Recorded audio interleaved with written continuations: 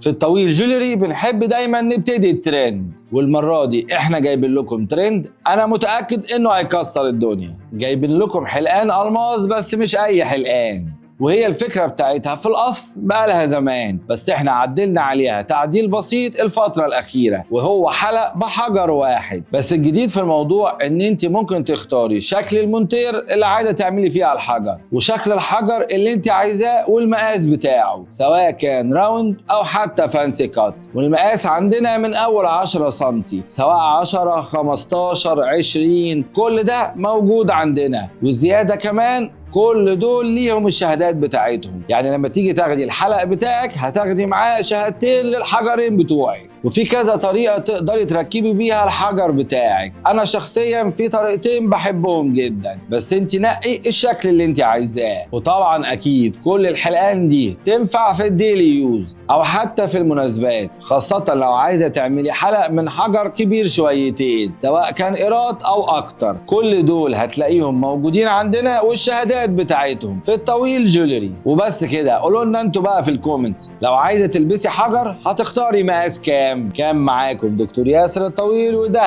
الجواهرجي. سلام.